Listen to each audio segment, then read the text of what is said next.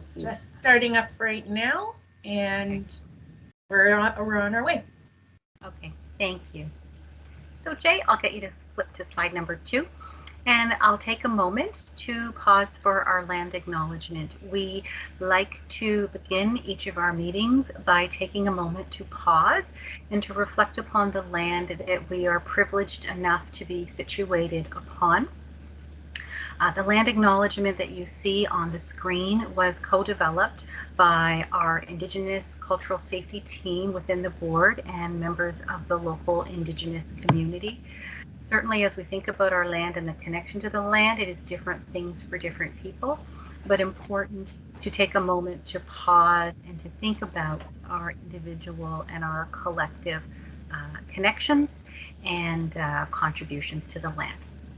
The Hamilton Wentworth District School Board acknowledges our presence on ancestral Anishinaabe and Haudenosaunee Confederacy land as determined by the Dish with One Spoon Treaty. The Dish with One Spoon Wampum Belt represents the treaty relationship between the Haudenosaunee Confederacy and Anishinaabe with respect to sharing the land and resources thereon.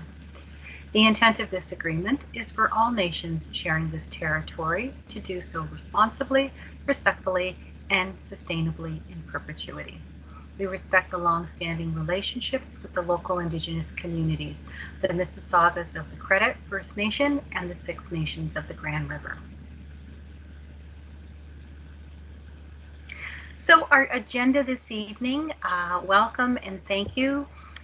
Reintroductions, we're planning a bit of a roundtable introduction so that there's an opportunity for everyone to get to know who was around our virtual table, and also for us to learn your names, recognizing that for some of you it's the name of your child that appears underneath your name, and also knowing that we are going to be continuing to work together, wanting to make those connections. We'll talk a little bit about MS Teams very briefly. We're going to go back to the Safer Spaces Agreement. If you attended or were able to attend the first meeting, you will recall that we shared some guiding principles around when we gather, and there was an opportunity to provide some feedback around that agreement. So we're going to highlight that this evening. Then Jason is going to walk us through from the forms survey what we heard from you in terms of what works and what doesn't work in terms of structuring our meetings. We have made some adjustments to the meeting this evening based upon that feedback, and we'll be collecting feedback from you again after this meeting so that we can continue to evolve how it is we're coming together. The majority of our time this evening is going to be spent on engagement, and engagement are those topics and areas that we really need your perspective and your thinking as an advisory group.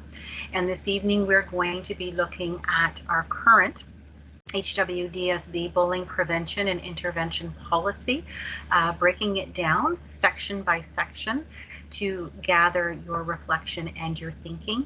There will also be an opportunity through the form that Jason's going to send out to provide additional feedback through that vehicle. So there'll be a couple of different opportunities at this particular juncture, but we'll talk about that tonight because there'll be multiple opportunities over the course of the next couple months.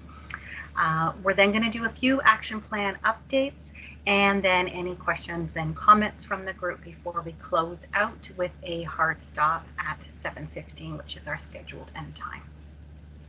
Jay? So I won't spend a lot of time on this. For those who are familiar with MS Teams or around the table at our last meeting, it's just an introduction to the toolbar. The icons we will use the most this evening will be camera on and off. Again, please feel free, camera on or off, whatever is your personal preference. There is the mute, unmute feature of the microphone. Generally, keeping it on mute helps to avoid any background noise. There is the raise hand, lower hand. Feel free to use that. Feel free to use the chat feature as well if that's a feature that is working for you. And if you are looking to access live captioning, that is found under the 3 ellipses or the 3 dots that are next to the hands up feature. Jay? So we're going to move around the table and do some roundtable introductions. And what we're going to do is I'm going to go through the names as they appear in the participants list this evening. And really just looking for you to say, hey, my name is, so we know the names of the participants. And if you'd like to, you can also share where the young person in your life attends school, if you're comfortable, or if there is something else that you would like to share. So your connection to the work that we are undertaking. So I'm going to bring up the participant list, and I will I may potentially call you by your child's name if that's the name that appears on the list. So I'm going to again introduce myself. I know we had, I think, maybe one or two people who joined afterwards. My name is Sharon Stefanian.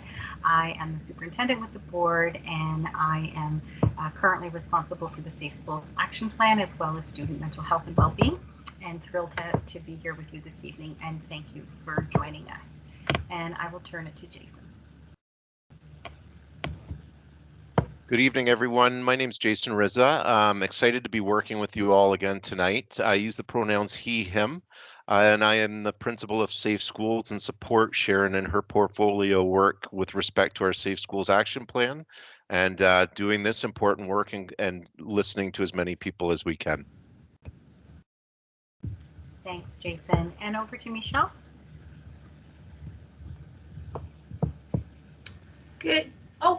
Good evening, everyone. I'm not sure if you can see me or not because it's telling me my video isn't working, but nice to be here with all of you.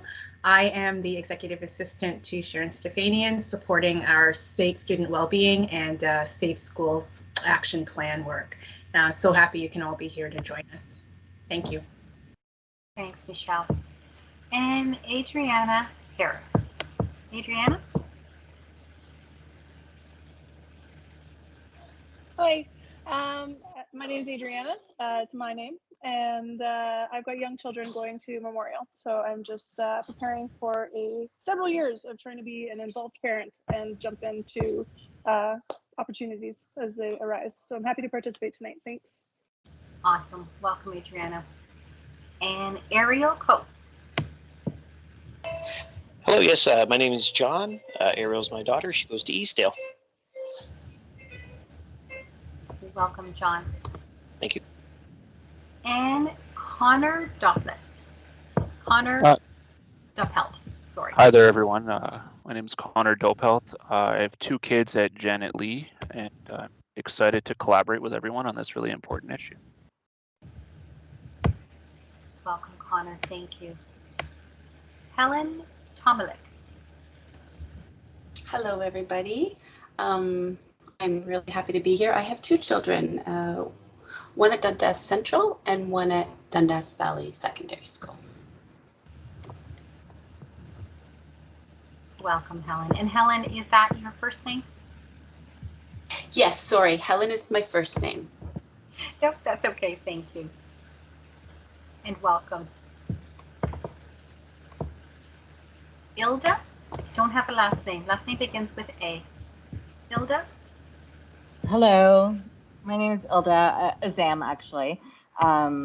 She, her pronouns. I have a number of children. My oldest right now is in high school at Westdale, and I have a younger daughter at Norwood.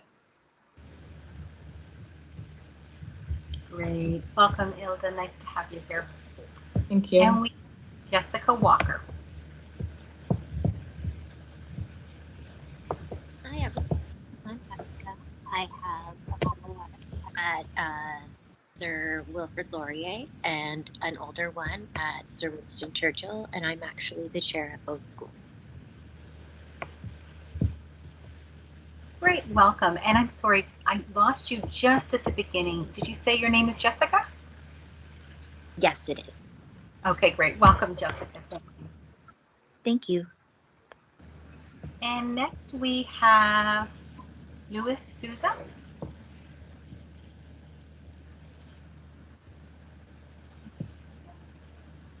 I don't know why my camera is not working. Oh, okay, now it's working. Yes, my name is Luis Souza. I have a kid, Luca, grade 7, 13 years old, and it's a pleasure to be with you guys. Welcome, Lewis. It's great to have you here. And Lewis, you mentioned that you have a son in grade 7. At which school? Yeah. I'm sorry. You may have said and I didn't hear you. Yeah, grade 7, Luca, on Ryerson School. At Ryerson. Yeah. Wonderful, thank you. And I thank you for sharing your schools. It is very helpful for Jason and I. It just gives us a really good sense of the representation that we have across the geography of our board. So thank you for that. And welcome, Lewis. And we have Venetia Fletcher.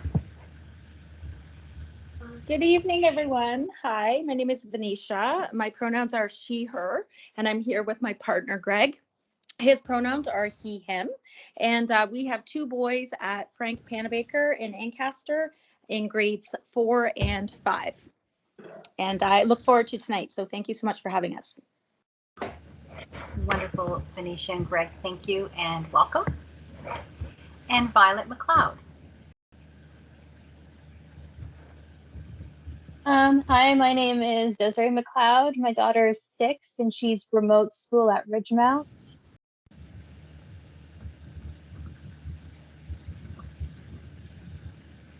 Welcome, Desiree, and thank you for joining us.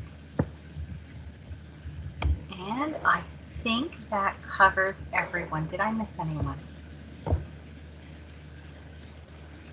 Okay, so thank you, everyone, and again, welcome. We do appreciate your time. We know that lives are very busy for each and every one of you around this table, and you are choosing to give of your time to be with us this evening to make the system better for your children and for all children within HWDSB. So we truly, truly do appreciate that. Jay, I think you're up next with the Safer Spaces Agreement. So over to you. Thanks, Sharon. And this slide, we received a little bit of feedback on this, so thank you for those who pointed out that our last slide actually said safe space agreements, and we do recognize that no space can be guaranteed completely safe. So we are really endeavoring to make this a safer space for everybody involved. So if there's anything that you feel as we move through these meetings that would make it a safer space for you to participate in different ways, please feel free to share that feedback with us.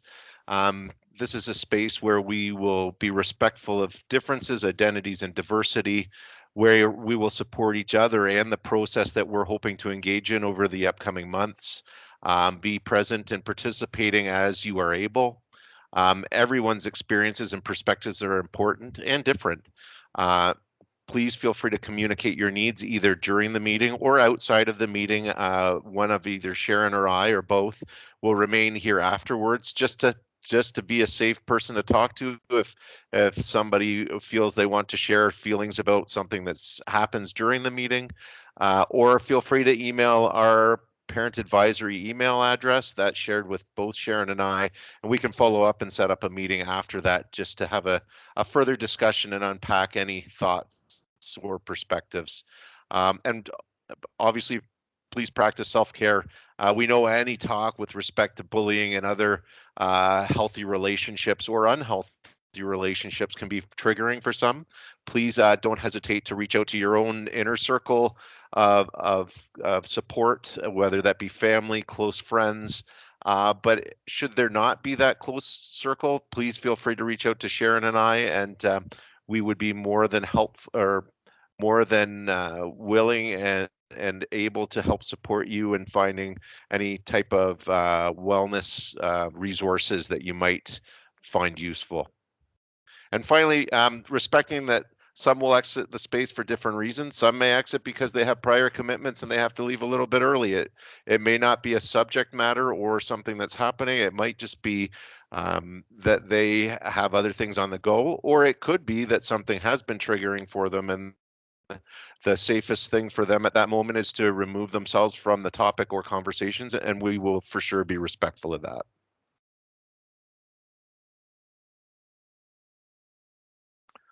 So we put this slide in. This is a repeat slide, but we wanted to ground the work and make sure that we really understood exactly what we're doing here, working with this very important group of parents and voice, and hoping that certainly your voices will help provide an important perspective towards anything that we're doing.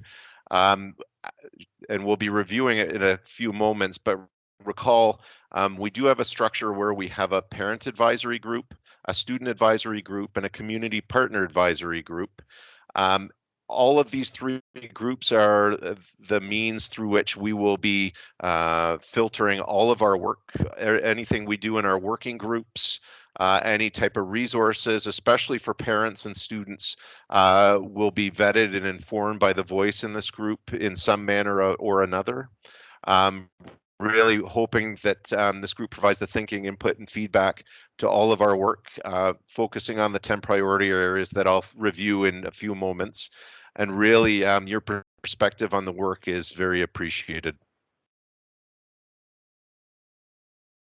So just to take a step back to our last meeting, it seems like it was a long time ago in early December. But we really felt it was important to share what we heard from you. In terms of some key messages. We had 23 respondents, so thank you to everyone. Obviously, some of those respondents are from the other group that prefers to meet during the day, and we're okay with whatever works best for members of the group. We just want to maximize engagement. So we heard that from 16 of 23 respondents preferred meeting time outside the school day. We have decided to do both anyways because we want to hear the voice of the other 7 as well. So that is a decision we've made going forward to honor both times and ensure that we record both sessions in case there's information that comes out in one and not the other, so that both groups can be made aware of that. We also heard from almost all respondents that you preferred meeting times between 30 and 60 minutes, and that will be our goal for our upcoming meetings, starting next meeting, to honor time, because we know how busy it is, whether it's during the day or outside of the school day. You're all immensely busy with little ones going here and there and extracurriculars, or going to pick up and drop off, so we want to be really respectful of that as well. 21 of 23 respondents also indicated that they had access to adequate technology and could navigate the Teams platform. Again, if technology is a barrier that you can't even hear this meeting, then we will have to figure something out so that you can participate appropriately. In terms of the use of Teams feedback tools, we knew that coming out before we even heard your feedback that it was a bit of a disaster all over the place, just because of the platform and different pieces of technology being used, different emails being used. Apparently sometimes if it's a Microsoft email, like a Hotmail account, it will work better than for example, a Gmail account or a Yahoo account. So we're doing as much as we can to make sure that we don't have that interactive piece all the time throughout the sessions, but provide all of you with a voice outside of the session with the forums feedback as we collected this information. And then finally, while the majority of participants felt that there were adequate opportunities to share and interact in the last session, some would have liked more. We hope this meeting's better. And as we move forward, we're hoping they get better and better, because Sharon and I, the last thing we like to do is over talk. We'd rather listen. And we recognize, especially that first one was a lot of talk. We're hoping even tonight is more of an opportunity to collect your voice and insight into some of the work that we're doing around bullying prevention intervention policy, but also recognize that this isn't a one-off, that we've provided the policy and we will be providing the forums document as well to continue collecting feedback over the next week. So just a brief review. This is from our last meeting, just in case others were not here. You can see in the 3 yellow cogs of our well-oiled machine, we have our student, parent, and community advisory groups. And then where the bulk of the work will be coming from, that main cog in the middle, the 10 working groups. Our hope is, and we'll see in the upcoming slides, because it was another question on the forums that all of the participants from our last meeting answered, with respect to any interest in participating on these working groups, to bring that work back to this group for further discussion, unpacking, and really sharing a parent's perspective on what's going on in those groups. Sharon, I'll also encourage you, if I've missed anything, please don't hesitate to jump in and add, okay? So from our last forums, we can see that we had great response and interest in participating in our working groups. You can see the only one we didn't really have any interest in yet is the privacy piece, and that was not surprising to us, I don't believe, Sharon. We do have a privacy officer and some folks working to inform the work of all the other working groups in terms of privacy. So there will be interaction. They may even come and talk to us as a group. Sharon, as I'm talking, maybe that's a good idea to have Heather come and share what the privacy office will be, how they will be involved with the working groups. You can see student voice, school improvement planning. We have representation on all the other groups. You can see, just to highlight one area, the bullying policy and procedures working group, we have 6 interested participants.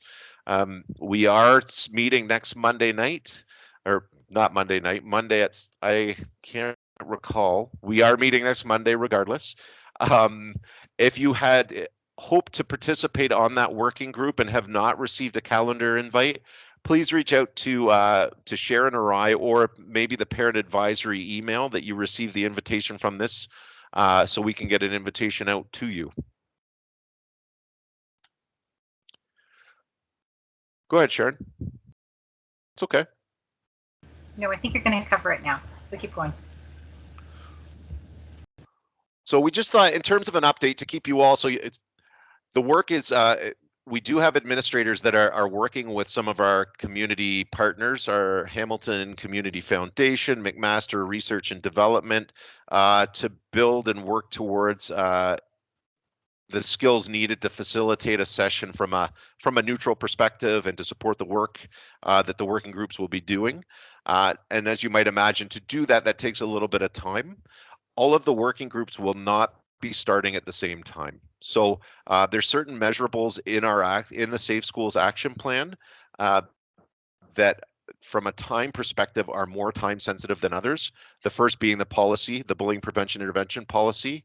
Our timelines are quite short on that one, so that is the one where we are moving forward first with in terms of the working groups. But as we get rolling through the development of that policy, there's also work that will be done by that group with respect to the procedures that will align with it. And really, that's going to be the bulk of the work in terms of aligning what it looks like to put that policy into practice in schools through all of the other working group lenses. So those invites will be coming as working groups are starting up. I would imagine over the next 4 to 6 weeks, we'll be starting up at least 2 or 3 other ones, again, based on need and based on time sensitiveness of the action plan implementation. Did I miss anything on that one, Sharon? Go ahead. No, just a couple of quick things to add, just reflecting on first on the working group piece, and thank you. We were thrilled to see the level of interest in working on the working groups. And as Jason said, the first group that is up and running is the one that has the greatest interest, which is that around the bullying prevention and intervention policy. Our hope is that when we are together again as a group and we are sharing back the work of the working group, that it won't be Sharon and Jason that you're listening to, but actually, if they're comfortable, we will be inviting parents who are part of the working group to speak to the work of the working group. So for those who may be around this table who are part of the working group, please consider whether or not you'd be comfortable being a connection between that group and this table. The other piece that I just want to share in terms of the feedback that we received, in terms of our planning for the meetings as we go forward, as Jason said, we are committed to keeping our meetings to 1 hour. So our meeting tonight contains a little bit of follow-up from meeting number 1 and also a bit of a refresher from meeting number 1, because we recognize we had some parents joining us for the first time. But as we go forward, for the most part, we're going to try and keep the meetings really focused on a single topic, so that we are able to get an update on what our previous consultation was. Perhaps in this case it would be policy, and then we would begin to look at another new area that one of the working groups are working on. So the agendas will get tighter and tighter as we go forward. So Jay, I just wanted to share that reflection in terms of our planning. Thanks, Sharon. So to get into a little bit more of the work tonight, recommendation number 6 within the expert panel's recommendations, series of recommendations that they shared, and it has been fully incorporated into our Safe Schools Action Plan, was the review of policies and procedures from an equity, anti-racism, and anti-oppressive perspective. And really, you will see throughout our work that there will be times, especially with this group, where Johanna Otite, our Human Rights and Equity Officer, will be joining the work to inform how we're developing the policy. She's actually quite astute at policy development and review, so we're really honored to have her helping us work through that process, and really recognizing the importance of the historical and present day systemic discrimination against identified groups, re-examining our existing bullying policies and procedures, which include our guidelines and codes of conduct through the lenses of equity, inclusiveness, anti-oppression, and anti-racism, including anti-Black racism, anti-Indigenous racism, and anti-Islamophobia. So we know too, from our Safe Schools Action Plan, that this review should be performed in collaboration with others and pay particular attention to our policies and procedures for bullying reporting and responding. We know that Part 8 of the ED Act, Bullying Prevention and Intervention, PPM 144, requires and will play a large part in that. We also know PPM 119, developing and implementing equity inclusive education policies on Ontario schools, will play a part of this work. Violent incident reporting, PPM 120, really it's all encompassing. So for us, this is one of the groundwork, the foundational pieces of the work moving forward to implement a lot of the recommendations in the plan. But we want to make sure it's a living document, and we review the process and the policy on a more regular basis, and change with the times. As times change, we know that there's certain aspects that certainly will be developed and refined, but also recognize that there's certain aspects that are very difficult to change as they are requirements in the ED Act. Sharon, I think it's over to you. Yep, thanks, Jay. So we wanted to, as we're delving in tonight to the work around policy, we thought that it was worthwhile to take a moment to delineate the difference between policies and procedures. So within HWDSB, that is the terminology that we use. If you're looking at different boards and looking at their websites, they may use different language. Typically, you will always see policy, but procedure may look different for different boards. Tonight, we are focusing on reviewing our current bullying prevention and intervention policy. Now, policy documents are, by their very nature, intended to be very high-level documents that set direction around a particular area of work. So in this case, it would be bullying prevention, intervention, and responding. The policy document guides the work and influences decisions that are made around the work. Within the policy, there usually is a definition or a commitment that HWDSB is making to the area of the work, and it really focuses on the what and the why, and I'll give a concrete example in just a minute. While we have high-level policies, each policy has one or more procedures. So the procedures are the documents that our school staff use to operationalize what is within the policy. That is the document that outlines implementation. It focuses on the process. So for example, when it comes to bullying prevention, intervention, and responding, how we conduct the investigation is a procedure, or will be a procedure. The procedures outline how we do work, when we do work, and roles and responsibilities, who does the work. So I'll give you a concrete example. We know that within our policy document, one of the pieces that we need to make stronger, and this is based on the feedback that came through the panel, we need to make stronger and be more explicit around the role of parents, guardians, and caregivers when it comes to creating the student safety plan as a result of an incidence of bullying. So within the policy, we would have a statement that would speak to, based upon the feedback we hear, but we're anticipating a statement that will speak to a commitment to engage parents throughout the process and honor parent voice. That's the high level guiding direction.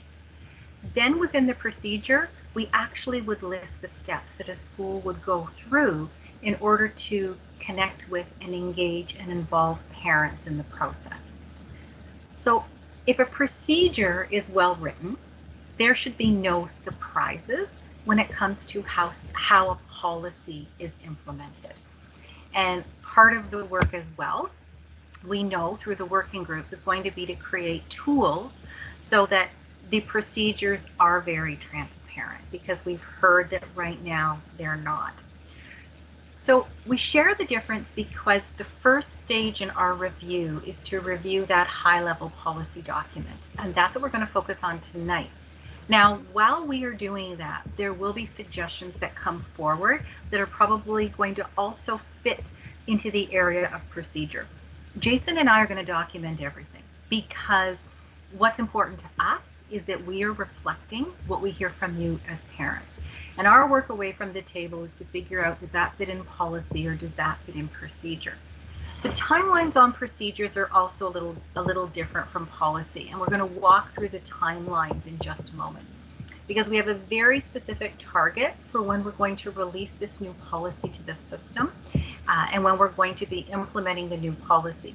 The procedures are created over the course of the next, probably over the course of the next year. So the procedures are very much living documents. So a lot of the work of the working groups will actually be to create work that ultimately becomes part of the procedure.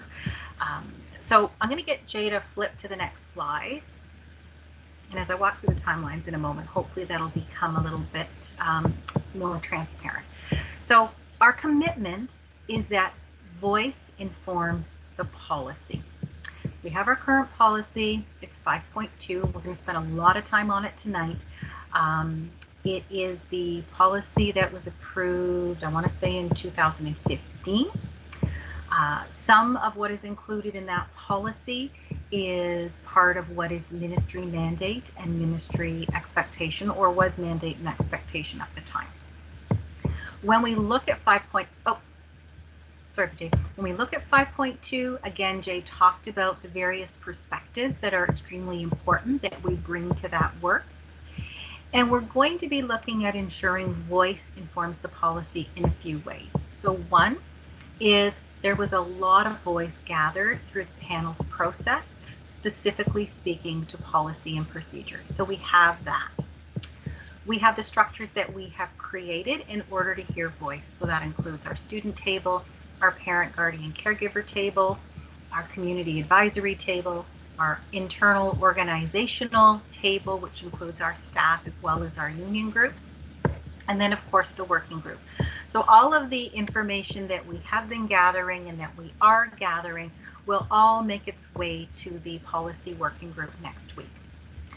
And then there are existing structures within our schools and at the system level that really focus in on students who are currently and historically underserved, and so we'll be accessing those spaces as well. Extremely important that we are listening and hearing what our students and our families have to say around changes to the policy. So go ahead, Jay. So in terms of timelines, there will be a draft policy in front of the Trustee Policy Committee on March the 2nd. And that will be a draft that is informed through the structures that I had just walked through. There then will be an intensive consultation period between March the 7th and April the 1st. So that consultation period will include time when the draft is posted on our board website, and there are opportunities for parents, for students, for community members, for anyone to provide perspective. But you'll remember within our structures, we also have the drop box, and we also have the pop-up structure. So part of the work of the working group is going to be to think about what are the other ways in which we want to engage voice between March the 7th and April the 1st. So that's work that working group will tackle on Monday.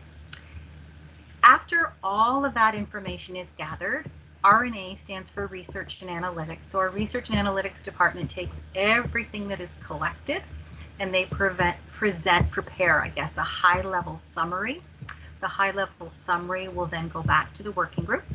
The working group will take that, update the draft. The draft will then come back to this table and the other parent table as well, in addition to the student table and the community table, for another formal review. And then ultimately the policy will go back to Trustee Committee on May the 25th. So our hope is that by the end of this school year, the revised policy will be approved and will move to implementation in schools in September. Now the procedures, as I mentioned, the procedures will be developed throughout the process.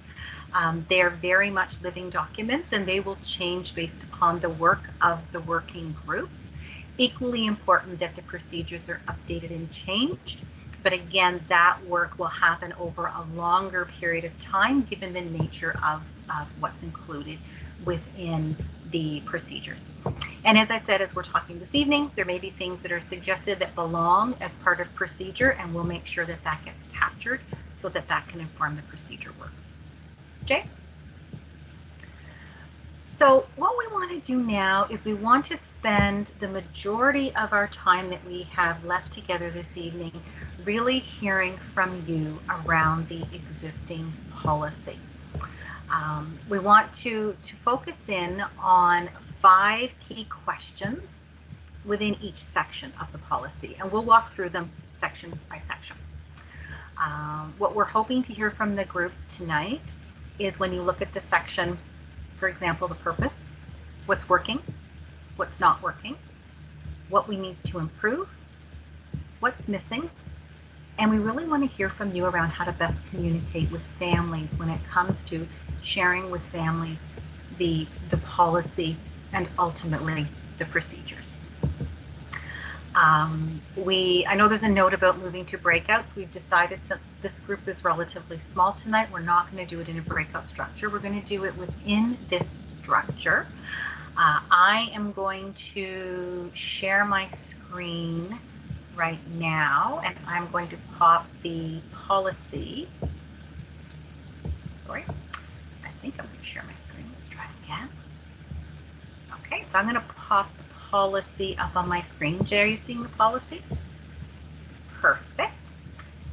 And I'm going to try to see if I can keep seeing everybody that chat. Perfect. So what we're going to do is we're going to work through each of the sections. So I'm going to facilitate, and Jay is going to capture your thinking right within the chat. If, as Jay is typing, we're not capturing one of your suggestions, please feel free to step in. I will check with you to make sure we've captured what you're saying correctly, because it's very important to us that we are capturing your voice.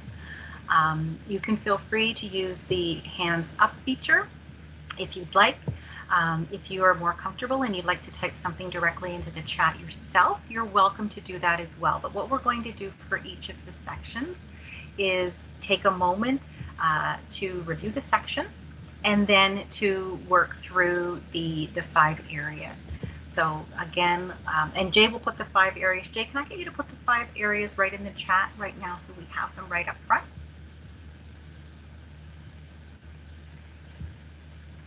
I'm hoping you can still see the policy on the screen. Helen, can you just, thank you. Okay, I can see your face, so if you just nod for me, then I know you can still see it. That's perfect, thank you.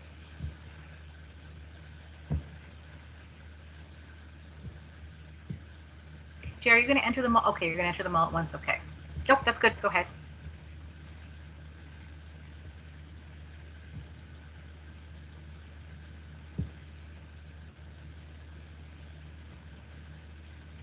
Sharon, once we're done, maybe you're right. Maybe we should look at the first section using these 5 and then go to the next section using the 5. If I have to enter them again, I will.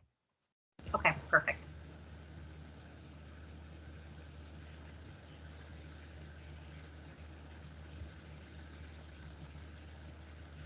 And there will be an opportunity to also provide this information offline through the form that Jason's going to send out. Thanks, Jay. Okay, so we'll start with the section on purpose. I will share with you that each of the sections are part of our board template for policies. Every policy has the same titles. Of course, the content is different depending upon the nature of the policy. So we'll begin with purpose, and I'll give everyone a moment to read through what the purpose is.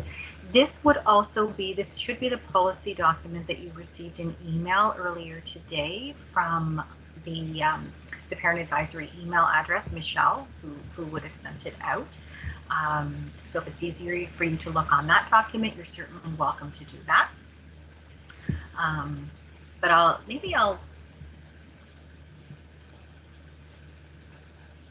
should I read the purpose statement? Jay's nodding. Okay. The purpose of this policy is to reinforce that Hamilton Wentworth District School Board recognizes the importance of healthy relationships and a positive school climate to create a safe, inclusive, and caring environment. Bullying will not be accepted on school property, at school-related activities, on school buses, or in any other circumstance, e.g. online, where engaging in bullying will have a negative impact on the school climate or adversely affect a student's ability to learn. All board employees who work directly with students must respond to all student behaviors that may lead to bullying. So that's the policy purpose. So when you think of that statement, are there things there from your perspective as parents in our system that you think are working well, are not working? Are there things within that purpose that are missing, need to be improved? And we'll save the question on communication right to the very end. So I'll begin with Ilda. Sorry, thank you. I guess I'm just a little confused about what are the values that are shaping this purpose and this definition, and who's identified them. Certainly the description sounds great, but what does it actually mean? I'm not sure if it's clear enough. So when you say all board employees who work directly with students must respond to all student behaviors that may lead to bullying, is there a definition of those behaviors? And what are the values of how we treat each other? What is the code of conduct? Are we just is this sort of a subjective assumption that each principal will kind of decide on their own based on their own lived experience and knowledge of what that actually means? Or are there some guiding principles and values that have been agreed upon by the board in order to implement training and understanding of what it means to be inclusive? What does it mean to be bullying? I may experience an event that I may find traumatic, but someone else may not describe it as that, may not see it as that. And so I'm just wondering whose voices are we actually pulling out here? Not sure if that makes sense. No, it does completely. Thank you. And what So Jay is capturing what you asked about, Ilda, and what you're suggesting.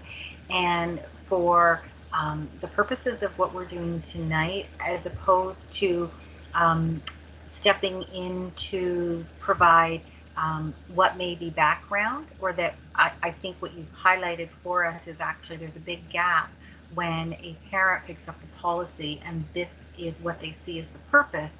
There is no background, there are no values, there isn't anything that is supporting the purpose statement and actually turning that purpose statement into something that is evident in terms of what you would see in terms of the action.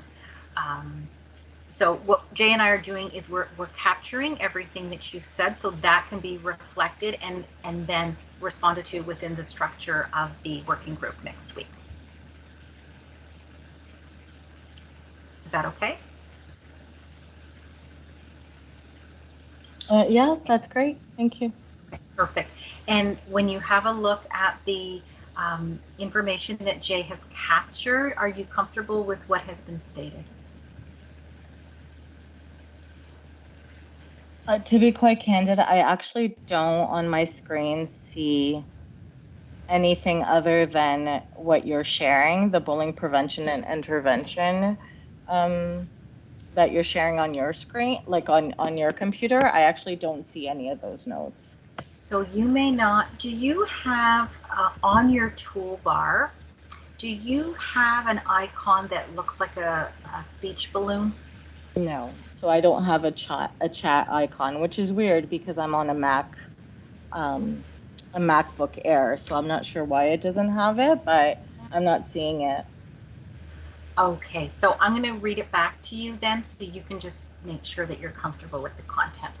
So what Jason has captured is, what are the values shaping the purpose? What does it mean? Is it clear enough? What are the values of how we treat each other? Subjective assumption based on lived experience of those implementing them? Question mark.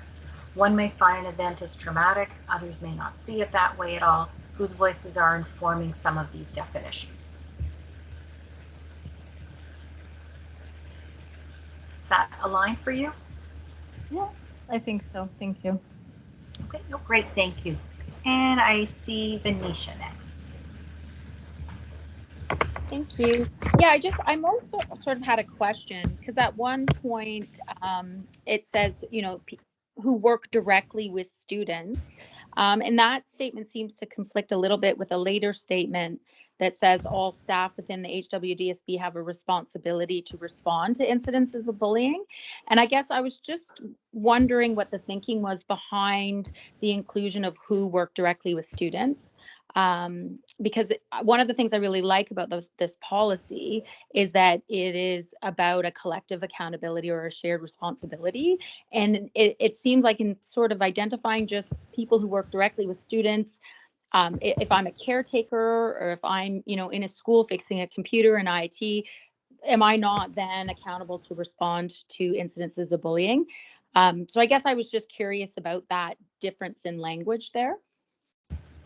So Venetia, it's a great question. So this document was developed in 2015. I wasn't part of the process of development, and neither was Jason. What you've identified for us, though, is an incongruence within the document itself, that one section speaks to all employees who work directly, and then there's another part of the policy that speaks to all employees. So I'm going to put you on the spot a little bit. I think what I'm hearing you say is this language of work directly is not what you would like to see, but you'd actually like to see it being that collective approach of all staff in the building. And I'm seeing Helen nod as well. Am I accurate there, Vanessa? Yeah, sorry, Sharon, you're right. I think that it's not just about people who are working directly with students.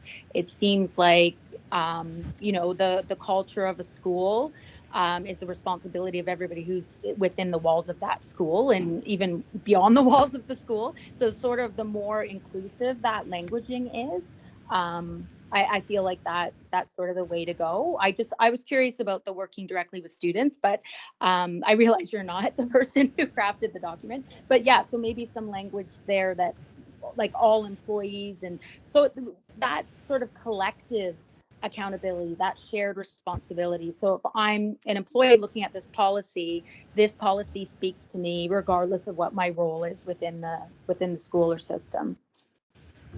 That's very helpful, Venetia. Thank you. And Venetia, you have access to the chat?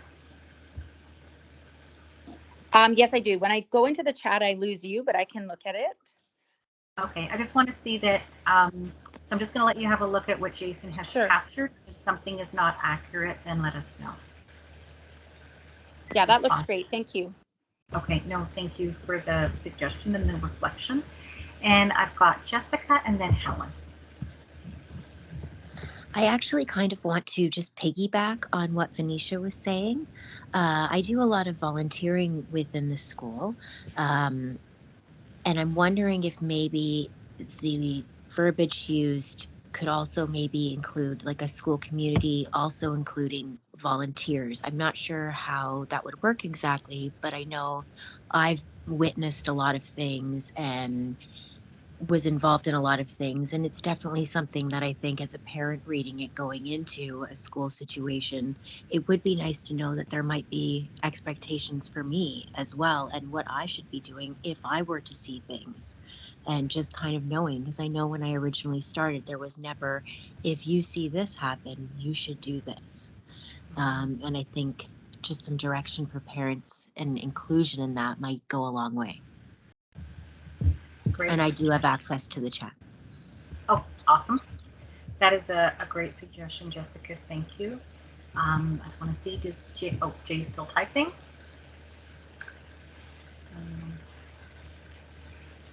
And does that, Jessica, does what Jason have sit with you? Does it capture it? That's perfect. Thank you for the suggestion. Helen, over to you.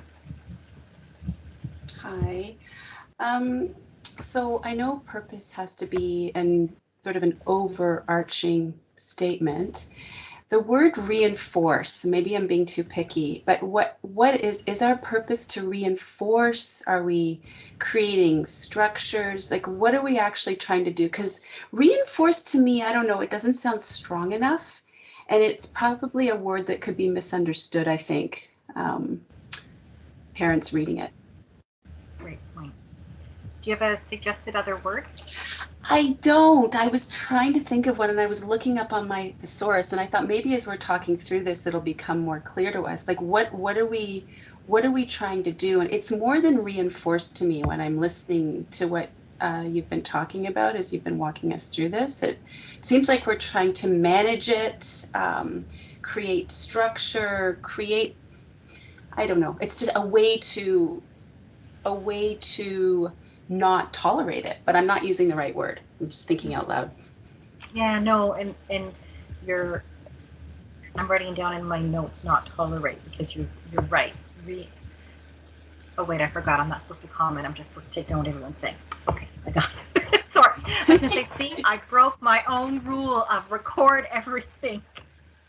Okay, so sorry, Helen, go ahead. I interrupted. No, that was my. I actually like the way it reads, and I agree with all the comments so far. It's just that one word. Okay.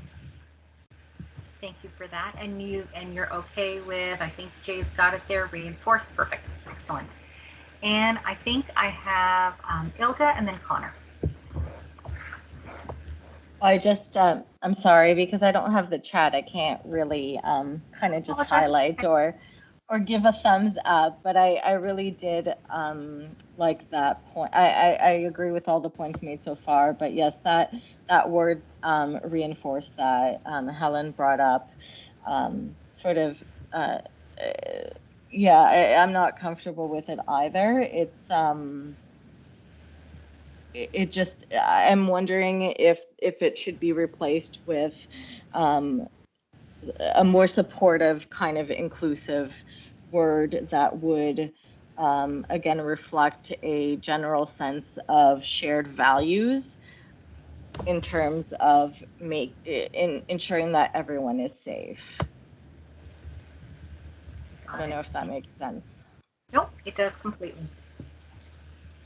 And thank you. And I know, Helen, you had led in with I hope we're not being too picky. Absolutely not. That is why we're here. Every single word makes a difference in terms of how the policy is implemented and what the policy communicates. So, feeling that reinforce is not the right word. That's a really important place for us to pause.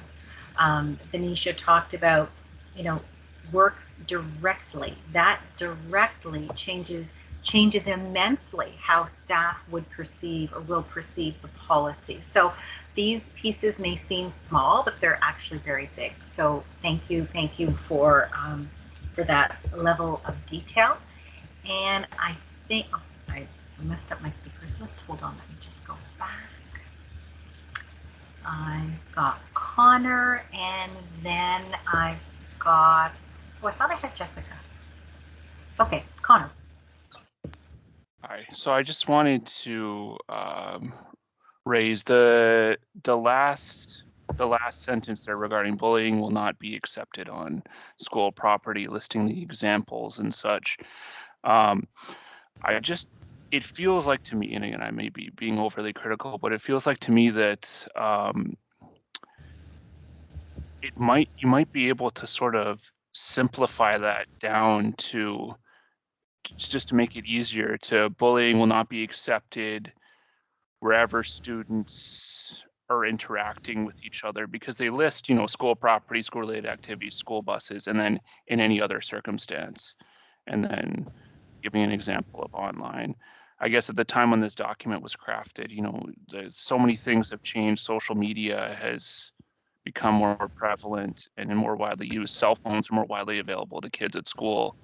I just think that maybe that can be reworded a little bit to be more applicable to present day. That's very helpful. Thank you. I believe now that one. I believe that part of the language, it may be slightly different today because, to your point, of course, technology has changed a lot of different things. Part of that language comes from the Education Act. And so the Education Act actually delineates that when it comes to incidences of bullying, it can be on school property, off school property, at a school event. They don't actually list school buses, I don't think. Jay can correct me if I'm wrong. But in any other area that connects in with the school. So I hear what you're saying. It may be that language is not speaking to parents, and it's actually making the purpose statement more cumbersome than it needs to be. And it may be that somewhere in the procedure, that's where the breakdown of what areas are covered needs to exist, but not here, because here it's getting in the way. Am I hearing you correctly, Connor, when I... Yeah, absolutely. You hit the nail on the head, absolutely. Because it got it. Okay, that's very helpful. Thank you. And I've got Jessica, and then I think Ilda. Is that a new hand or a previous hand? I'm sorry, it's a new hand. No. Don't say you're sorry. That's why we're here. So Jessica, and then Ilda. Back to that last sentence again. I actually think the word not accepted, not be accepted. I think this is a place where the board could show a little more strength. Maybe using the words not be tolerated, something a little bit stronger to show force, to be completely honest. And I understand the use of all the different examples just to, we're not going to accept it here, we're not going to accept it anywhere kind of thing. But I definitely think it could be a little bit stronger verbiage for sure. Perfect. So that accepted, under, not accepted, etc. The front end of Connor's sentence, accepted 2 week. Good. And Ilda. Oh, Jessica, am I okay to answer that correctly? Yes. Okay. And Ilda, over to you. Thank you. Again, I think there almost needs to be a conversation about who's shaping this purpose and policy, because when I hear that, and thank you, Connor, for bringing it up, to me it sounds like legal accountability. And so we're sort of, trying to protect the school board, let's say, in terms of being accountable for what happens with kids on school property and at school events and on playground. But is that really the limit of this policy and this bullying prevention and intervention? Are our children not also accountable in community? Are we as adults also not accountable in our workspaces? Is bullying really ever tolerated? I apologize if I'm sort of bringing up issues with so many things, but I think if you're not clear and concise in terms of your limits and the purpose of this, I really don't see how this can be helpful. Does this mean that my kid could get beat up across the street of the school, but he's not on school property, so that's okay?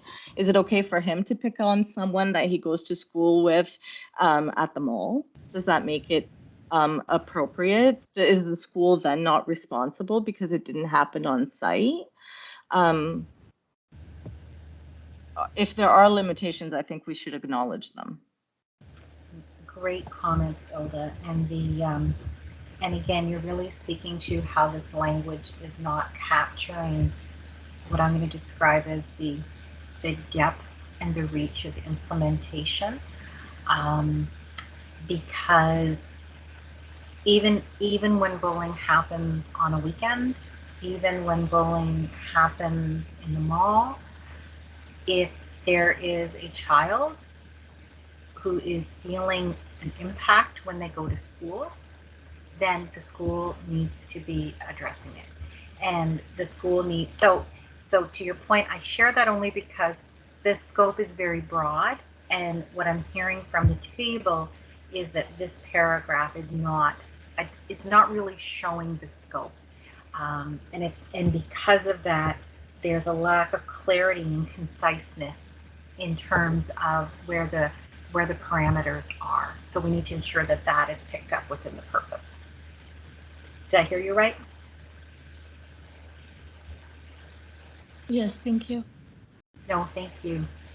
And I've got Desiree. Fine. Okay, I agree with everything that's been said. Reinforce, I'm wondering if, and I could be wrong, but like another suggestion, maybe reaffirm, or something like that. Because reinforce almost sounds like you stopped enforcing it, you're enforcing it again. But reaffirm is more like, updating the agreement. Oh, great suggestion. Thank you. And I'm sure there are individuals at this table who are going to be part of our working group on Monday, so that's a great opportunity for us. As I said, everything that Jason's capturing, all of that will be shared with the group on Monday. Any other comments on the purpose? That has been super helpful. Okay, I'm going to flow forward to guiding principles, very front end. So actually I'm going to scroll up a bit more. Can everybody see the guiding? I'm going to look at Helen because I can see Helen. Helen, you can see the guiding principles? Thank you. So guiding principles, there are 4. And then the document speaks to responsibilities for staff. So going through guiding principles, every student deserves to feel and be safe in a school, on the school grounds, on the school bus, at school events and activities. Safety is essential to good learning. Students learn and teachers teach more successfully when schools are safe. If a student misbehaves, the principal decides on what steps to take to help the student improve his or her behavior. All staff within HWDSB have a responsibility to model caring, respectful interactions, respond to incidences of bullying, raise awareness of bullying behavior and help to reduce its long-term effects on students, treat everyone with dignity and respect, raise their awareness and understanding of bullying behavior and its long-term effects, and recognize that bullying behavior is never acceptable. So we'll open the floor to thoughts and reflections on this section. And there may be things in terms of guiding principles that you think that statement does not work. And then there may be things you're thinking, much like in the previous section, where you're saying, yeah, there is a section that's completely missing that needs to guide this section on guiding principles. So I think I saw Connor first. Connor? I just want to address the first line of the guiding principles there. In my feeling, it doesn't really go far enough to when it's discussing every student deserves to feel safe. It's just specifically addressing in school, on school grounds, on school buses. Like these things are it just keeps tying it back to school. Now, if we're including, I circle back to social media and those other forums where bullying and harassment and all these things occur, I think we can expand it a little bit more to be more inclusive of the times that we're living in, that statement. Thanks, Connor. Can I ask you, so sorry, I lost my chat too, so I can't see what Jay is capturing. But I can see that Jay is typing, so I'll have you reflect on what Jay has typed in just a moment. Can I ask you also, and I'm not putting words in your mouth, but can you just comment, did you like the word deserves, or did you think that I was picking up something when you said deserves, and I wasn't sure if that's a word you think we need to revisit? I'm okay with the word. I mean, if it's open to change, I would say phrase it somewhere along the lines of every student should expect, or even something stronger than that. Every student must. If you're talking and you say should expect and must, I think of has a right. Yeah, there you go. Yeah, that's perfect. Right. Sorry, I'm not supposed to be adding my ideas. But as you said that, I went, oh, so that's helpful. Thank you. And the scenarios are too limiting. We need to go broader, of course, recognizing the digital world and all of those pieces, and also that it is beyond just what it is at school. And I've lost my order, so I'm going to go Lewis and then Ilda, and hope that I've got them in order. So Lewis, go ahead.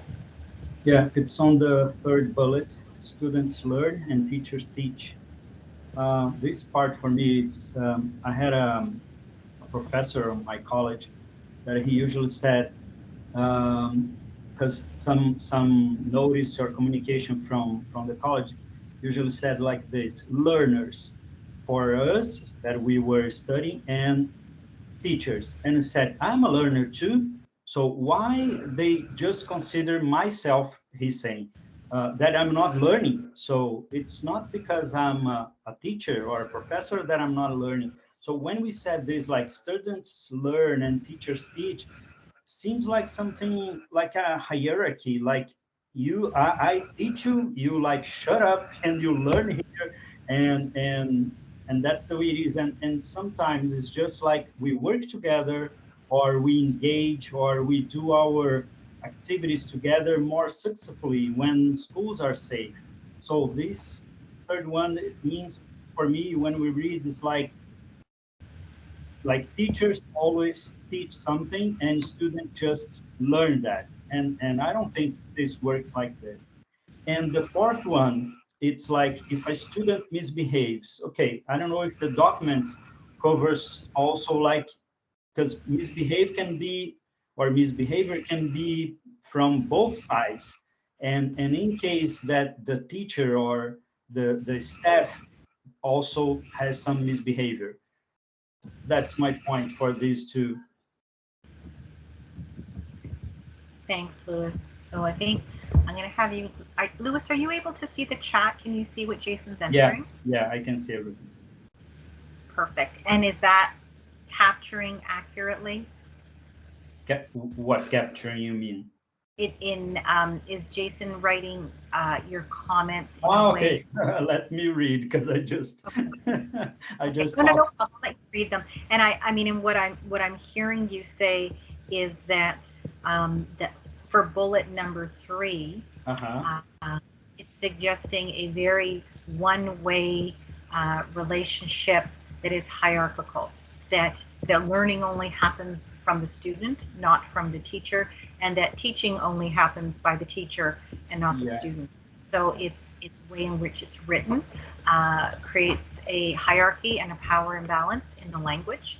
Uh-huh. And bullet number 4, very similar in that the misbehaving is attached to students. Yeah, just attached to a student. Yeah, exactly. And we know that both sides can like fail.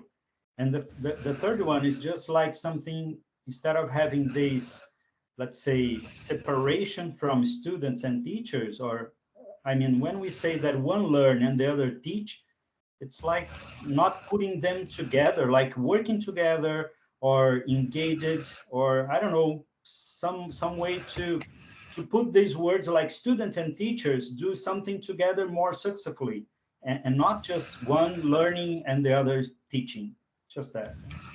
It's not showing the reciprocal nature Yeah, of the relationship and the collaboration yeah, that yeah, happens. exactly. Got it. Thank you. Okay, and I think I had, oh, I thought I had Ilda, but Ilda, I don't see your hand anymore. Ilda, do you still have your hand up? I think so. Yes, I see my hand up.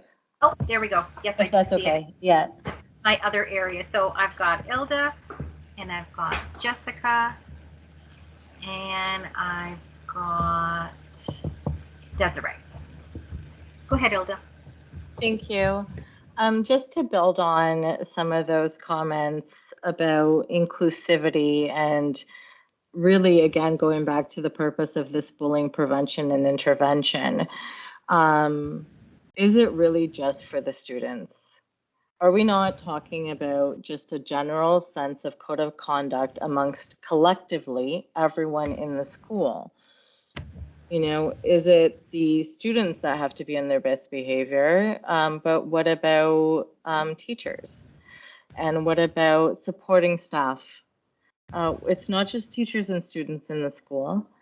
And how do we include everyone else to sort of participate and buy into and commit to building this inclusive, safe environment for everyone?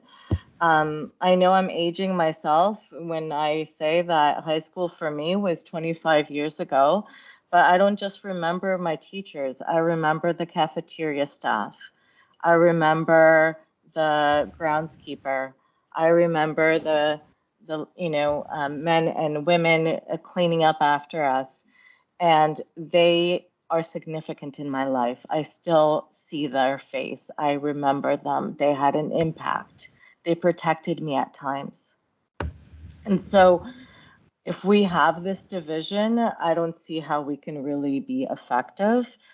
It should be really collective and inclusive, and that everyone in the school should feel safe. Everyone in our community should feel safe regardless of what your role is in entering that property. Thanks, Ilda. So can I ask then, are you advocating that the policy, it's within the guiding principles, it speaks to the fact that there needs to be safe, I'm just paraphrasing, there needs to be safe and inclusive environments for everyone? Absolutely. I mean, you under the purpose, the last sentence does say, where engaging in bullying will have a negative impact on the school climate. And then you talk about adversely affecting students' ability to learn. Well, there's more to the school climate than the student and the teacher in terms of impacting the student's ability to learn and to feel safe. I think this is a collective thing. I think students need to also learn You know, if I can just piggyback on Connor's comment about social media and the fact that the pandemic has changed our world, our kids have also lost the lived experience and the opportunity to learn how to communicate with one another, how to express themselves, how to deal with conflict and manage negative emotions that sometimes have nothing to do with the kid that you're bullying. And so it's more than just their ability to learn, it's their ability to socially engage and interact with each other and with all staff, all volunteers, all parents in that school. Really good points. And you're right, the timing that we're in right now certainly has created even more of that. So thank you for that. I've got Jessica and Desiree. I mentioned when I began that I'm the chair for both my sons' schools. So I know just reading some of these guiding principles that I would have parents coming to me with regards to safety is essential to good learning. Even though I completely agree that safety is essential to good learning, we hear a lot of things like it's building resilience, it's building character when we have students that have meltdowns and throw chairs and act out in classrooms. There are a lot of, not necessarily excuses, but we just are constantly hearing a lot of the same things over and over. Oh, your family's a good family. You know, they have a really tough life at home.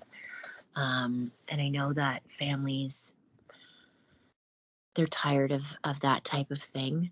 And I think if they see verbiage that's like it's essential to good learning, and they're sitting in a school where their child has to be removed for safety reasons on a multiple a week basis, it's difficult. And then also the point regarding if a student misbehaves, the principal decides on what steps to take. I'm not sure, just because we're not expanding upon it, because the expansion would be a procedure. And I appreciate the definition at the beginning as well. Because we're not expanding upon it, I feel like that line just does more harm than good being there. Those are my points. Very helpful, thank you.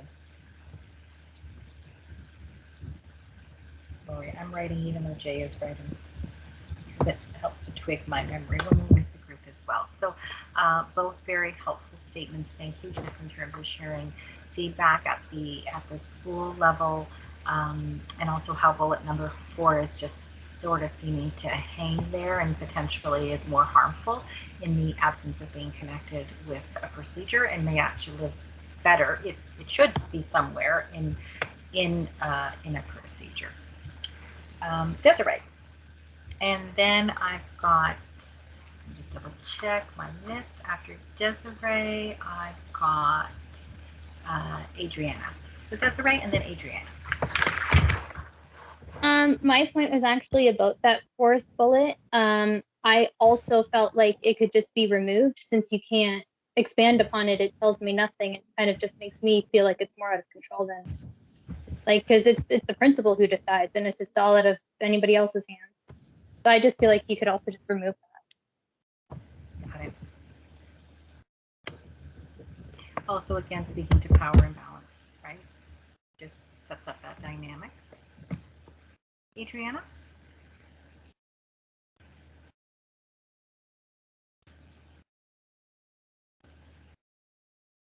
Oh, Adriana, you might be on mute.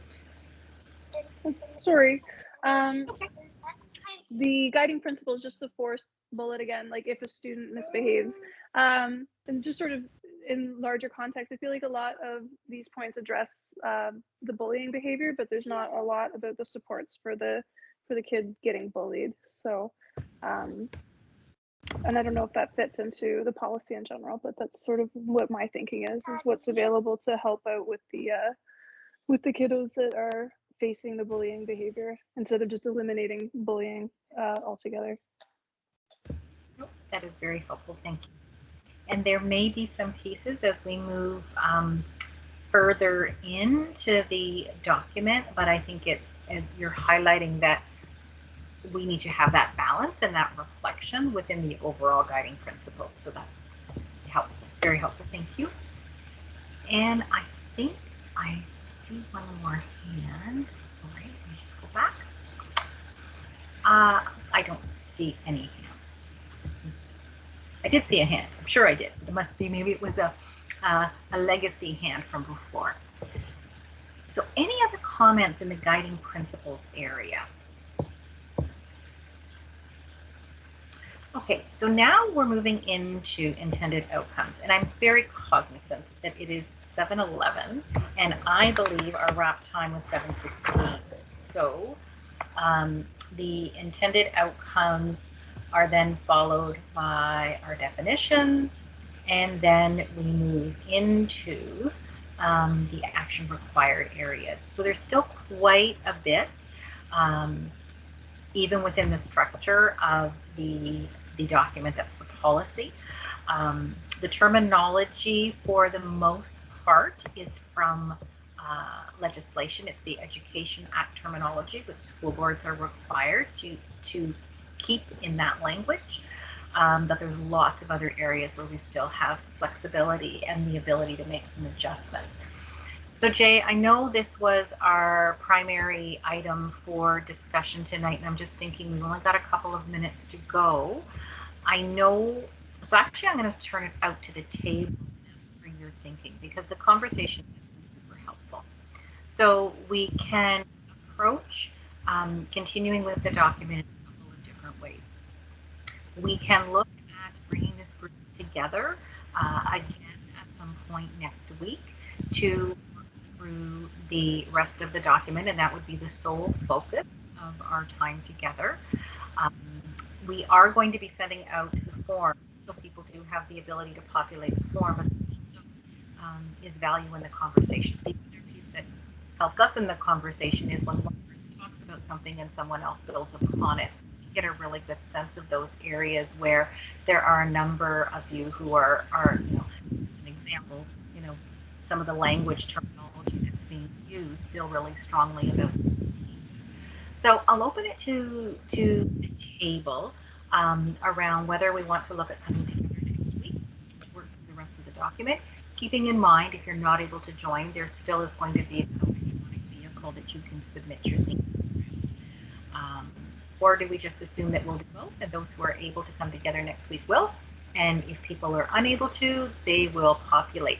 Keep in mind that this is all still, what we're doing is informing the first draft. So that's the first draft that will then go out for a month-long consultation process. So we're going to have lots of opportunity to continue to refine. It doesn't have to be perfect. This is a first tip we're looking at creating. And it looks like I'm seeing comments pop up in the chat that for next week.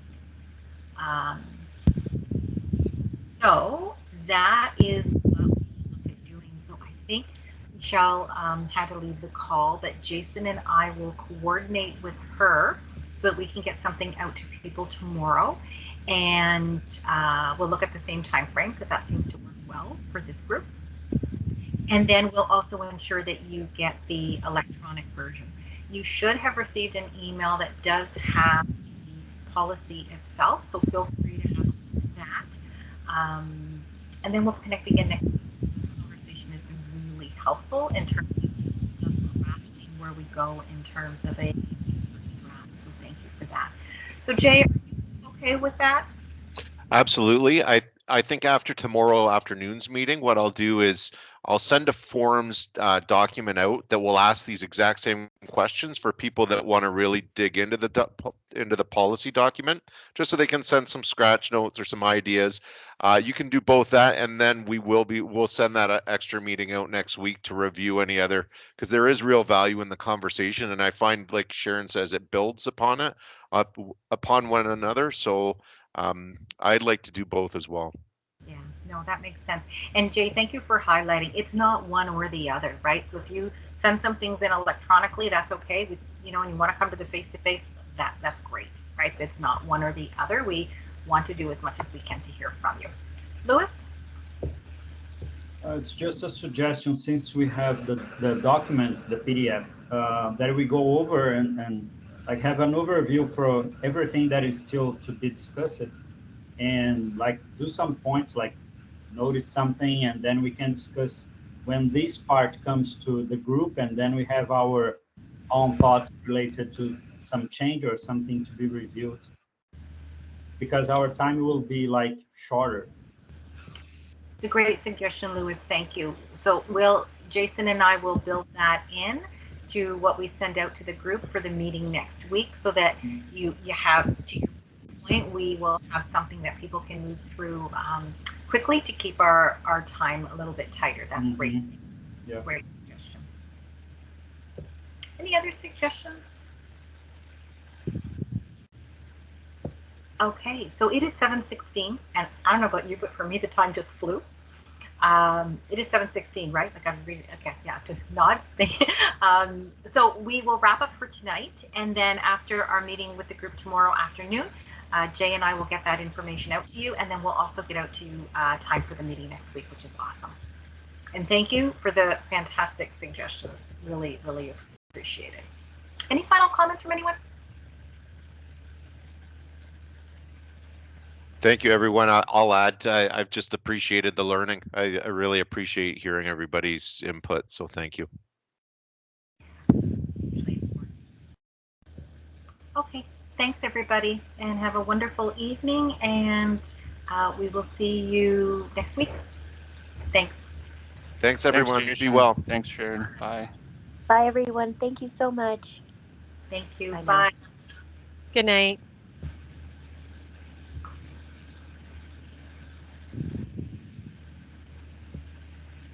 Oh, I thought Michelle was gone. Michelle, you didn't stay on the whole time, did you? No, I popped away and I just got dinner prepped and then just came back at the wrap and up. Okay. Just to make sure everything's fine. I'll stop the recording right now, actually. Oh, good point. Thank you.